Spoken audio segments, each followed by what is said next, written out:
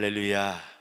오늘 또 유튜브로 또 있는 자리에서 또 오늘 성도를 찾고 있는 우리 사랑하는 모든 성도에게 하나님의 큰 은혜와 사랑이 충만하기를 축복합니다. 오늘 또 여전히 재미있는 이야기로 말씀을 이어가겠습니다. 어느 회사에 사장님이 계시는데 이 사장님이 굉장히 무섭기도 하고 엄격한 분이셨습니다. 근데 이 사장님에게 한 가지 고민이 있었답니다. 근데 이 반전은 바로 뭐냐면은 집에만 가면은 그 무서운 사장님께서 아내에게 꼼짝을 못하는 공처가란 말이에요. 이 고민인 거예요. 그래가지고 어느 날 이걸 제가 부끄럽지만은 지금 자기 직원들에게 내놓고 그 이야기를 좀 고민을 좀 상담하기로 했습니다. 그래가지고 그 조회를 끝난 다음에 남자 이 직원들만 남게 했습니다.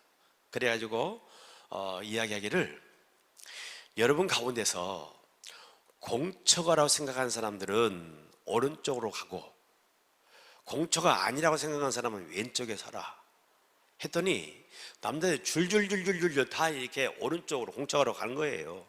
근데 딱 신입사원 한 명이 딱 왼쪽에 서 있습니다. 자기는 공처가 아니라는 거죠. 너무 반가웠습니다. 그 얘기하는 말이, 야, 자네가 부럽네. 자네의 비결은 뭔가? 그랬더니 그 신입사원이 하는 이야기가, 사실은요, 오늘 아침에 출근을 안 하는데 제 아내가 꿈자리가 뒤숭숭하다고 사람 많은 데는 가지 말라고 그랬어요. 그렇게 이야기를 한 겁니다. 여러분, 이 유머가 참 지금 이 시대에 딱 맞는 그런 이야기 같아요. 사람 많은 데 가지 말아라. 자꾸만 뭐 방송도 그런 이야기를 하고 질병본부에서 뭐 그런 이야기를 하고 주변 사람들 늘 사람 많은 데 가지 말라, 뭐 이런 이야기를 많이 듣기도 하고 하기도 합니다. 자, 그런데 사람이 이게 모여 사는 이 사회라는 것은 절대로 따로따로 살 수 있는 것이 아니에요. 사회라는 자체는 사람이 모임으로 이와 같이 이 구성이 되어 있는 거잖아요. 그런데 이게 지금 우리가 지금 시대가 지금 이러다 보니까 우리가 함께 모이지 못하는 바로 그런 관계 속에 살잖아요. 특별히 교회는 더 그렇습니다. 교회는 모임이라는 그런 모습으로 이렇게 존재하는 게 바로 교회라는 것입니다. 그래서 뭐 교회라는 에클레시아라는 그 말 자체가 불러냄을 받은 사람들의 모임이잖아요. 함께 모이는 거예요. 이게 교회예요. 성도를 말할 때 한 개인 개인을 말하는 것 같지만은 개인 그 속에 이미 모임이 들어있는 거예요. 함께 모이는 이 모임이 그 속에 들어있는 것입니다. 그래서 그 성도라는 그 말 자체를 뜯어보게 되면은 거룩할 성과 또한 무리도잖아요. 한 무리로 존재하는 게 바로 성도예요. 그러니까 한 개인을 생각할 수 있는 게 아니고 함께 모임으로 존재하는 겁니다. 그래서 함께 모여 있는 존재, 이게 바로 성도인 거죠. 그러니까 신앙을 놓고 말할 때 모임을 떠나서는 우리가 생각할 수가 없는 게 바로 신앙이란 말이에요.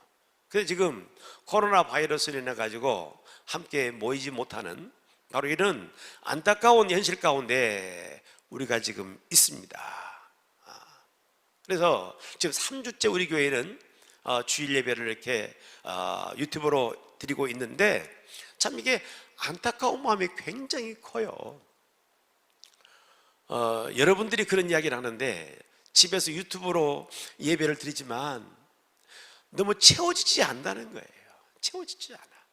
너무 성전이 그립다는 이야기를 계속 합니다. 저희 목회자의 마음으로 이렇게 진행돼 가다가 우리 믿음 약한 이런 교우들이 혹시 믿음을 잃어가면 어떻게 하나 막 이러는 안타까운 마음도 굉장히 커요. 그래서 지금까지는 이제 유튜브로 예배를 드렸지만은 이미 광고된 대로 다음 주일은 정상적인 예배를 주례전에서 드리게 될 것입니다. 우리 지역 자체는 코로나 바이러스의 거의 청정적이잖아요. 그래서 다음 주는 우리가 함께 드려도 충분하다는 생각을 하는 겁니다. 그래서 다음 주일부터서는 모두가 다 힘써서 함께 모일 수 있기를 축복하고, 그래서 이 모임이 회복되어지고 그 가운데 주신 하나님의 큰 은혜를 서로 나누는 아름다운 삶 될 수 있기를 축복합니다. 사람이 살아가는 건 내일 일을 모르잖아요. 내일 일에 어떤 일이 벌어질 것인지 아무도 예측을 못해요. 이 코로나 바이러스로 인해 가지고 이런 일이 우리에게 있으리란 누가 상상이나 해요? 아무도 예측을 못하는 겁니다.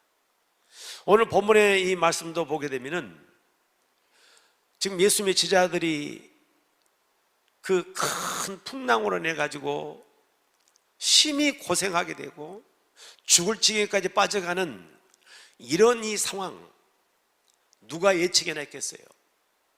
이 말씀의 배경을 이렇게 보게 되면은 그날 낮이었습니다. 예수님께서 오병이어의 이적을 일으켜서 배고픈 수많은 사람들을 기적적으로 저들을 배불리 먹이시고 12광주를 남기시는 놀라운 역사를 이루어 주셨습니다. 제자들이 그걸 다 목도를 한 거예요. 이 놀라운 광경을 목도한 거예요. 얼마나 마음이 기뻤겠고 얼마나 마음이 환상적이었겠습니까? 주님의 능력 앞에 너무 감사했죠. 그런데 그날 밤에 배를 타고 건너가다가 이런 풍랑을 만나리라 예측이나 했겠냐 그 말이에요. 낮과 밤은 완전히 다른 그런 모습이죠. 낮에는 환상적이었고 밤에는 죽음의 위기 가운데 어쩔 줄 몰라 하는 바로 이런 모습으로 이렇게 내몰리는 그 모습을 보게 되는 것이죠. 여러분, 우리 인생의 삶 자체가 그래요. 내일 일을 몰라요. 한치 앞을 몰라요. 지금 평안한데 내일 지금 어떤 일이 벌어질 것인지 우리는 아무도 예측을 못하는 겁니다. 그런데 오늘 이 성경 말씀을 쭉 읽어오면서 많은 사람들이 갖는 의문이 그걸 겁니다. 왜 예수님의 제자들이 지금 이 큰 풍랑을 만나가지고 죽게 된 상황에 빠지게 되는데 이들이 무슨 잘못을 했냐고. 잘못한 거 없잖아요. 오늘 성경에서 말씀하신 대로 22절에서 그렇게 말씀하시죠. 예수께서 즉시 제자들을 제쳐가사 자기가 무리를 보내는 동안에 배를 타고 앞서 건너편으로 가게 하시고, 예수님께 제자들에게 너희들 먼저 배 타고 저 건너편으로 가. 그래서 예수님 말씀에 순종해서 배를 타고 가다가 지금 풍랑 만난 거잖아요, 여러분. 제자들이 잘못한 게 없단 말이에요. 잘못한 거 있다면은 예수님 말씀에 순종한 것밖에 없는 거예요. 성경은 그러잖아요. 신명기에서도 말씀하는 것처럼 너희가 내 말에 순종하고 청종하게 되면은 너희가 성읍에서도 벌거받고 들에서도 벌거받고 광주리가 벌거받고 떡반죽그릇이 복을 받고 들어와도 복을 받고 나가도 복을 받으리라. 여러분, 이걸 믿습니까? 하나님의 약속이잖아요. 하나님 말씀에 순종해 살아가게 되면 풍랑이 아니라 삶에 큰 복이 있다고 말씀하는데 왜 제자들이 지금 이와 같이 주님 말씀에 순종해서 가는 길에 이런 풍랑을 만나게 되는 것인가? 이게 오늘 말씀을 읽으면서 받는 우리들의 그 의문이기도 하는 겁니다. 왜? 인생을 살아가다 보게 되면 그런 일이 그렇게 많은 거예요. 말씀대로 살라고 애를 썼고 믿음으로 살라고 몸부림쳤고, 근데 어느 날 뜻하지 않는 내 삶에 이 환난이 오고 어려움이 오고 풍랑이 오는 그런 가운데 하나님 어찌 된 것입니까? 이런 의문들을 우리는 많이 가지면서 인생을 살거든요. 여러분, 그거에 대해서 오늘 성경은 우리에게 대답하신 겁니다. 왜 순종해 가는 길에 풍랑이 있을까? 그 이유가 바로 무엇일까? 그 이유를 우리는 분명히 알고 살아야 되는데 그 하나가 바로 뭐냐면은 우리의 한계를 알게 하시려는 하나님의 뜻이에요. 사람에게는 분명히 한계가 있어요. 근데 그 한계를 인정하지 않고 사는 게 보통 우리가 살아가는 삶인 겁니다.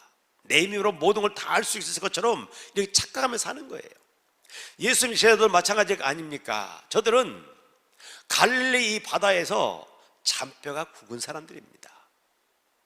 그래서 늘 갈릴리 바다에서 고기 잡고 살아왔기 때문에 그 바다를 다 알고 있어요. 날씨도 알고 풍랑도 알고 다 아는 겁니다. 어떻게 그 풍랑이 오면 이겨나가는 것도 알고 있고 싸워나갈 그 모든 방법을 알고 있는 사람이에요.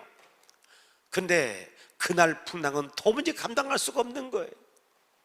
밤새도록 풍랑과 싸워가고 이제는 기진맥진해서 이제는 끝났다. 그런 한계의 상황에 도달한단 말이죠. 그 한계의 상황 속에서 예수님의 제자들이 느꼈던 것이 바로 뭐겠습니까? 나에게 한계가 있다는 사실을 깨닫기 시작하는 거예요. 인생길에 때로는 풍랑이 옵니다. 주의 말씀에 순종해 가는 그 길에도 풍랑이 와요. 오는 이유가 바로 뭐예요? 오는 이유는 다시 말씀드렸지만은 그거는 우리의 한계를 알게 하게 하시는 하나님의 섭리가 있는 거예요. 이 하나님의 우리 자신의 한계가 있는 것을 깨닫는 바로 그런 사람들은 이제 어디로 가는 겁니까?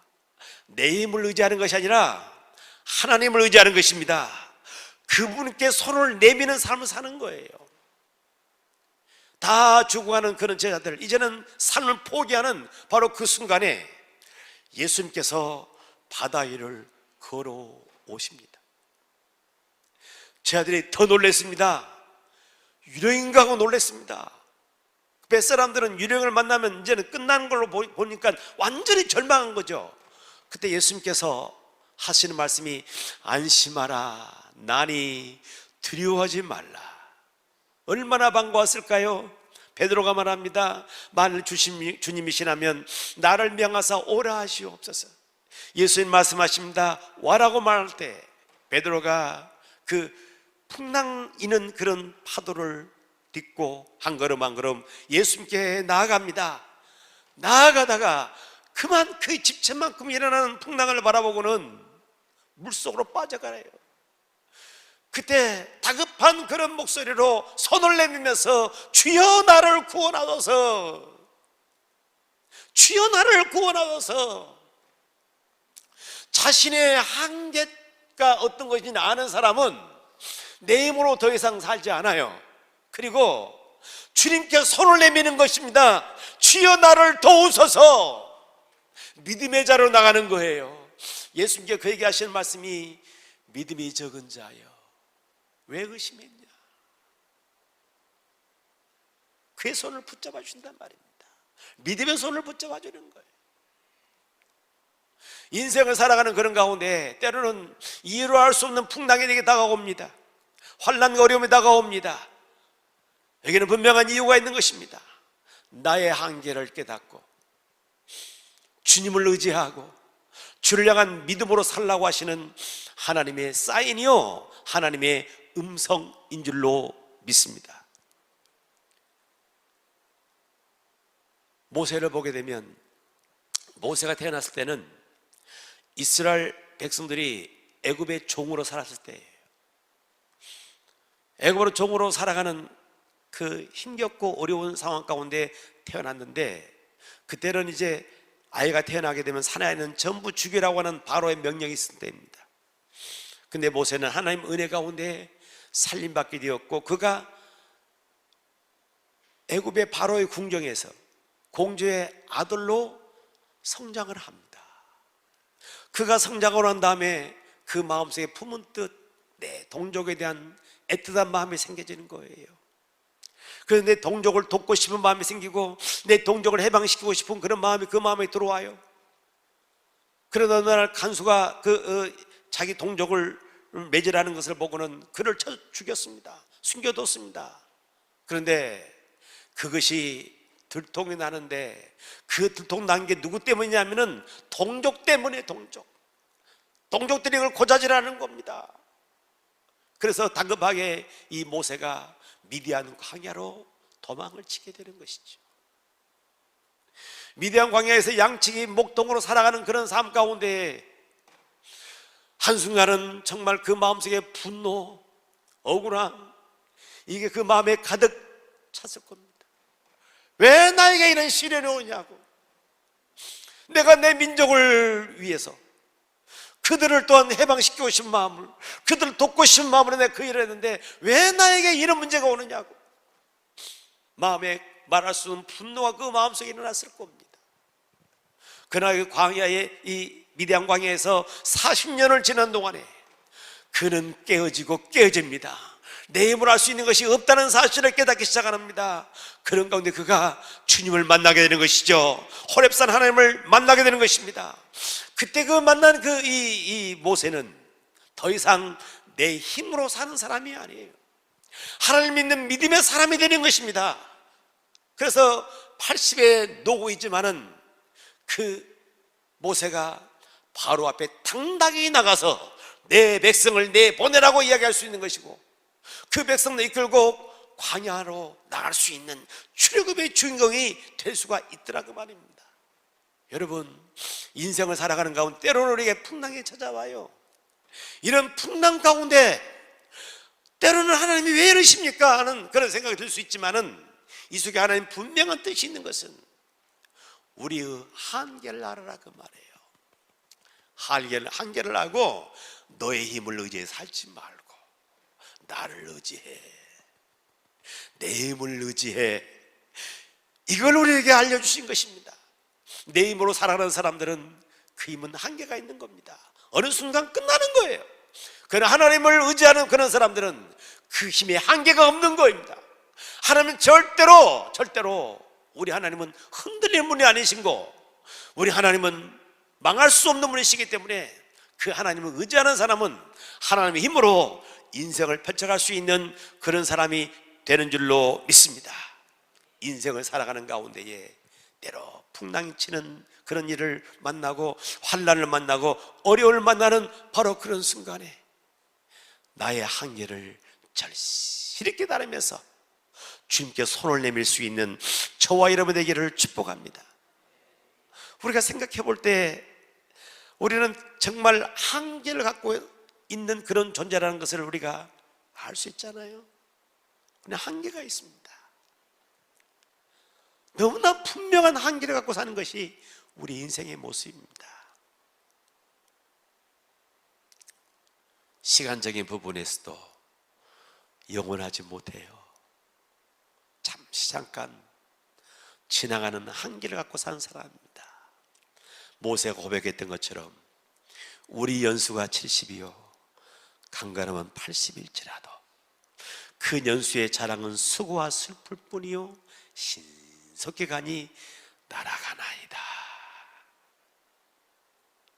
한계가 있어요. 한계가. 마태복음 13장에서는 천국의 비유를 말하는 가운데 마지막 부분에 그 비유가 무슨 비유냐면은 그물의 비유예요. 어부들이 그물을 던져서 고기를 잡는 그 비유의 말씀을 하고 있는 겁니다. 그물을 가만히 생각해보면 이거 인생이에요. 이거 인생이 보이는 겁니다. 그 안에 투망을 쫙 펼쳐 던졌습니다. 그랬더니 그 안에 고기들이 갇히는 겁니다. 그 안에 있는 고기들은 한계를 갖고 있지만 어느 정도 자기 마음대로 활동할 수 있어요. 근데 투망을 던져놓고 그냥 있는 사람 없습니다. 잡아당기는 거죠. 잡아당기면 당길수록 그 안은 범위는 점점 좁아지기 시작하는 것이고 어느 순간 물 밖으로 딱 들려나가서 좋은 고개 나쁜 고개 다 분리가 되는 것이잖아요. 인생의 모습이에요, 여러분. 젊은 날은 내 인생이 마음대로 살 것 같은데 점점 이 시간은 좁아져 가는 것입니다. 어느 순간 물 밖으로 드러나는 것처럼 내 인생은 끝나는 그 시점이 분명히 있는 거예요. 한계를 갖고 있는 거예요. 우리의 모습이라는 것 우리는 알아야 돼요. 이걸 모르고 사는 사람들이 얼마나 많은지 몰라요. 영원히 사는 것처럼 살기 때문에 인생이 교만해지게 되는 것이고 하나님을 인정하지 않는 그런 삶을 살기도 한다는 겁니다. 우리는 한계가 있는 거예요. 시간적인 한계만 있는 것이 아니라 능력에서도 한계가 있는 겁니다. 예수 믿자들이 어부였고 자기가 너무 잘 알고 있는 갈릴리 바다에서 한계를 만나는 것처럼 우리 능력에도 분명히 한계가 있어요.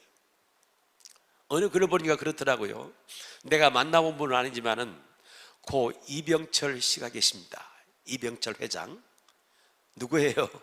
삼성의 창업주 아닙니까? 굴지 회사로 키우는 입지전적인 그런 인물이잖아요. 근데 그분이 평소에 그런 이야기를 했다고 그러대요. 평소에 하는 말이 돈을 갖고 있으면서도 내가 마음대로 안 되는 게 있대요. 마음대로 안 되는 거 두 가지라고 그분은 그렇게 얘기했다는데, 그 두 가지를 뭐라고 그러냐면은, 하나는 자식을 마음대로 못 얻었대요. 자기 마음대로. 두 번째는 골프가 마음대로 안 된대요. 그 돈 많은 사람도 자기 마음대로 안 되는 게 있어요. 마음대로. 여러분, 이제 두 가지나 있겠습니까? 인생 살아가는 가운데 내 마음대로 되는 게 뭐였어요? 내 마음도 내 마음대로 못 하는데, 다른 사람 마음도 내 마음대로 못 하는 거예요. 내 마음대로 할 수 있는 게 없는 거예요, 사실은요. 인생이 내 마음대로 되는 것이 아니라 하나님의 뜻대로 되는 줄로 믿습니다. 그래서 우리 인생은 한계를 지닌 그런 존재라는 사실을 절실하게 느끼면 느낄수록 우리는 전능하신 하나님을 만나게 되는 것입니다. 나를 사랑하신 하나님을 만나게 되는 것입니다. 여러분, 그런 역사가 우리 가운데 함께하기를 축복합니다. 성경에 보게 되면 탕자라는 사람이 나오죠. 뭐 이름이 탕자는 아니에요. 그가 아버지와 함께 이렇게 지내는 동안에 아버지와 함께 사는 게 늘 불만스러워. 늘 밖을 동경하잖아요. 저 밖에 나가면 얼마나 자유로울까, 얼마나 행복할까, 늘 밖을 동경하다가 아버지한테 자기 어차피 돌아가시면 유산 나눠줄 거니까 그 미리 주도 아들하고 때를 써가지고 유산 챙겨가고 밖으로 나가잖아요. 얼마나 막 자유롭게 행복하게 막 마음대로 돈 쓰면서 하고 싶은 대로 살다가 보니까 다 떨어졌잖아요. 그래가지고 돼지 지르는 집에 들어가서 돼지가 먹는 쥐염려를 먹어도 채울 수 없는 그런 배고픔의 상황을 만나게 돼요. 그때서 비로소 더 떠오른 게, 아버지, 내 아버지 집에는 양식이 풍족한 품꾼들이 얼마나 많은가. 아버지.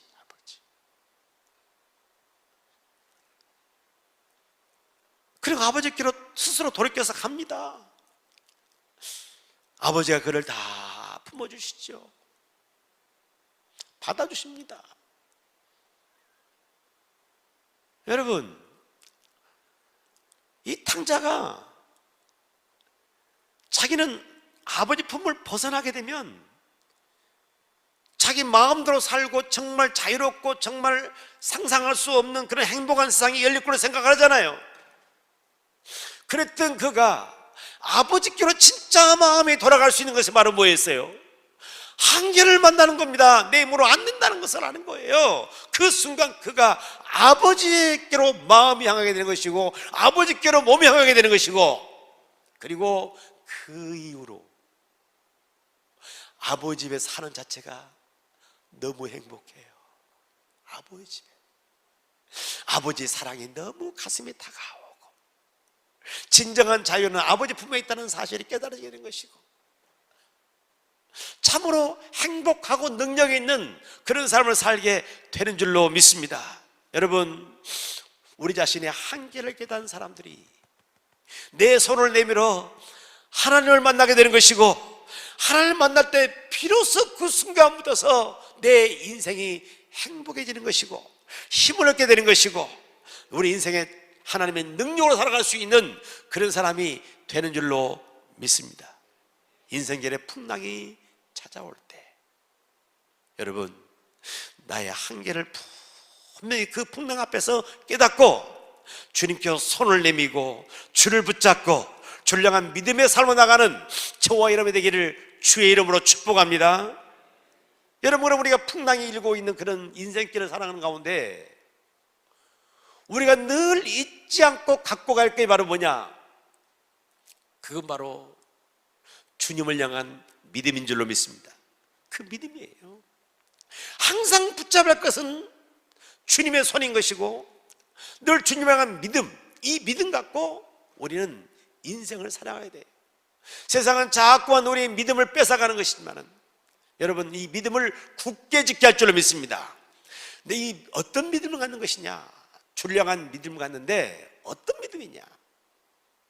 풍랑이는 그런 물결 가운데도 주님은 나를 위해 기도하십니다. 지금도 나를 위해서 기도하십니다. 이 믿음이에요.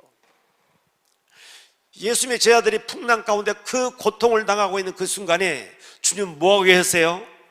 오늘 성경 읽어보게 되면 주님은 기도하고 기도하고, 예수님의 기도는 아마 그거였을 것입니다. 낮에 오병이어의 이적을 일으켰던 그 가운데 하나님의 은혜를 감사하면서 기도를 드렸을 것이요. 두 번째는 예수님의 제자들이 풍랑 가운데 지금 고통당하고 있는 것을 주님이 다 아시잖아요. 그 제자들이 그것을 이겨낼 수 있는 힘을 하나님 주시옵소서 기도하고 계신다는 이야기죠. 예수님은 지금도 하나님 보좌 우편에 계신 줄로 믿습니다. 보좌 우편에 계십니다. 근데 뭐 하실까요? 우리를 위해 중보하십니다. 지금도. 스데반 집사님이 하나님 말씀을 증거하다가 돌에 맞아 순교당하는 바로 그 순간에 하늘이 열립니다. 하나님 보좌 우편에 주님이 계시는데 어떤 모습으로 계시냐면은 서서 계시는 예수님, 그 모습이 보이는 겁니다. 얼마나 힘이 생겼겠습니까? 그래서 순교의 그 아름다운 영광스러움을 끝까지 지킬 수가 있게 된 줄로 믿습니다. 우리가 풍랑이는 그런 세상을 살고 있는 그런 순간도 주님은 여전히 나를 위해서 기도하고 계십니다. 중보하며 계십니다. 이 믿음 갖고 살기를 축복합니다. 우리가 어떤 믿음을 갖는 겁니까? 기도하신 그 주님은 우리와 함께 계십니다. 결코 내가 혼자가 아니라 주님은 나와 함께 계신다고요. 오늘 풍랑 가운데 싸우는 이 제자들, 주님은 그 가운데 함께 계셨고 그들에게 찾아오셨습니다. 여러분, 인생을 살아가는 가운데 어떤 풍랑이 내게 몰아쳐 온다 할지라도 주님은 결코 나를 홀로 두지 않습니다. 주께서 말씀하신 것처럼 볼지어다 내가 세상 끝까지 너희와 항상 함께 있으리라. 아멘. 끝날까지 어떤 일을 만난 가운데도 주님은 나와 함께 하십니다. 풍랑치는 상산동화도 주님은 여전히 나와 함께 하세요. 함께 하신 주님께서는 오늘도 우리에게 주의 음성을 들려주십니다. 이 믿음 있기를 바랍니다. 안심하라. 나니 두려워하지 말아라. 풍랑 가운데 여전히 주님은 음성을 우리에게 들려주고 계세요. 그 음성에 귀를 기울이시기를 바라고 그 음성을 들을 수 있는 그 귀가 열려있기를 주님의 이름으로 축원합니다. 여러분, 주님 우리에게 말씀하십니다. 두려워하지 말라. 내가 너와 함께함이라. 놀라지 말라. 나는 내 하나님이 됨이니라. 내가 너를 굳세게 하리라. 참으로 너를 도와주리라. 참으로 나의 의로운 오른손으로 너를 붙들리라. 말씀하십니다. 내가 어떤 환난을 만나고 어려움을 만나고 눈물 짓고 있는 그런 상황 가운데도 주님은 우리에게 분명히 말씀하십니다. 그 주님의 음성, 안심하라. 내가 여기 있지 않니? 두려워하지 마. 이 음성을 들을 수 있기를 축원합니다. 우리가 갖는 그 믿음 바로 뭡니까? 주님은 이 풍랑을 그치게 할 수 있는 분이십니다. 주님은 그 집채만하게 일어나는 그 풍랑, 제자들을 집에 삼킬 것 같던 그 풍랑을 잠잠케 하시는 분이셨습니다. 인생을 살아가는 가운데 어떤 풍랑이 몰아치고 어떤 어려움이 내게 닥쳐오는 그 순간도 주님은 우리를 도우시는 것이고 그 풍랑을 잠잠케 하시는 그 순간이 분명히 올 줄로 믿습니다.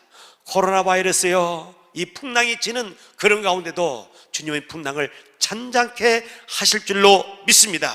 어떤 풍랑이 내 가운데 몰아온다 할지라도 주님은 우리 가운데 함께 하시고 우리를 도우시고 그 풍랑을 이기게 하시고 풍랑을 잠잠케 하시는 그 주님이신 것을 믿는 그 믿음으로 인생을 살아갈 수 있기를 주님의 이름으로 축복합니다.